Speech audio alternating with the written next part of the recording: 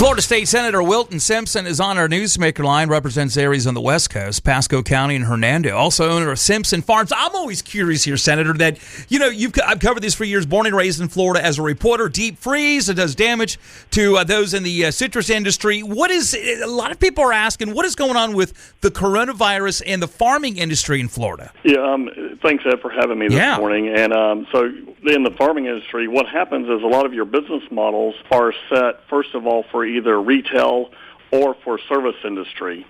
And so at a time like this, which is completely, obviously has never happened before, a pandemic like this, in my lifetime anyways, you lose a very large segment of your customer base if you're one or the other of these. So in the retail business, it comes down to packaging. So when you need twice, 3 times as much packaging to supply these grocery stores with their product, like an eggs or milk or what have you, you can't get the packaging because you're used to shipping half of that product to restaurants in a different type of packaging. So the disruptions in the ag industry is there. First of all, we're on the front lines, and what a lot of folks don't think about with agriculture is right now in the state of Florida, agriculture is the leading driver of the economy. That's right. And so, when during normal recessionary times, we're the leading driver of the economy. During non-recessionary times, it's normally tourism is the leading driver of the economy. So farmers are very proud to be getting up every morning, going to work. We don't stay home. We can't. But so we're out working, getting those products to those outlets to where folks can come buy them. And not only that, you have farmers all over the state giving away millions of pounds of food every day to the needy. And the disruption to the supply chains is threatening all of those things. Florida does export a lot of its goods, especially OJ and other stuff out there. Has restrictions from other states put a problem on some of those in the trucking and farming industry by trying to get those goods to other states out there? Has there been kind of some regulations of what's been allowed in or not?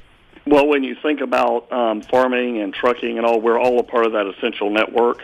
So truck drivers on food delivery services are not staying home. Right. They are bringing in the food. Here's the major disruptors when you have large meat packing facilities all over the country, and not to any great percentage yet, but 5, 8, 10% of our pork facilities are having to shut down because of the coronavirus in their states. And so you could see, as things start to normalize, you could see a small disruption of those types of products before things get back to normal. Florida State Senator Wilton Simpson, very popular in the Florida State Senate, by the way. We've covered him at FloridaDaily.com and some other issues. He of course, represents the 10th Senate District here in the state of Florida, also with the family. They all own Simpson Farms. Is anything when we talk about the stimulus money, those to help out, as you know, Florida, which you're going to be heavily involved in the next couple of months when it comes to looking at special session and budgeting, Florida will get help from the feds. Will any of that have an impact in the farming industry, in agriculture? There will be some help. Agriculture does not get a lot of relief from these type of packages, but there will be some. You've got vegetable farmers in South Florida, for instance, just having to plow and under their food because they can't get it to the places where people could buy it, even giving it away.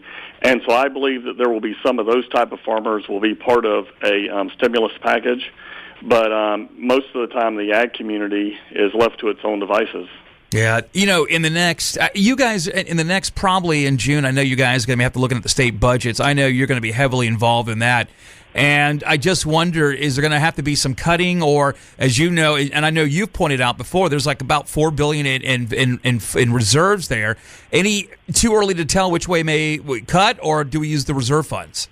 That's a very good question, Ed. And, what Floridians should be very proud of is that every year your legislature goes up and we balance the budget, and we've continued to increase reserves through the years, through the good times, so that if we had generally a hurricane, we could handle that without having a special session, because we know we're susceptible, and every 10 years we have a few. In a pandemic situation, those same reserves are going to bring us through this. We have over $4 billion of reserves currently. That will get eaten up very quickly, so we're not certain that we will have to have a special session yet or not. The federal stimulus money that is coming to Florida will help smooth this out, and so we'll have to wait and see additional numbers. We are prepared to have a special session if necessary, But what we're hoping for is that if we can start normalizing the economy even sometime in May, that we will maybe, because of our strong balance sheet and reserves, not have to have a special session and make deep cuts. Well, anytime you want to come back on, you're more than welcome, and especially in the farming industry, because we represent this radio show, a lot of the ag community as well. But please stay in touch. And State Senator Wilton Simpson represents the 10th Senate District here in the state of Florida. Hey, thanks for coming on this morning, Senator. Thanks for having me.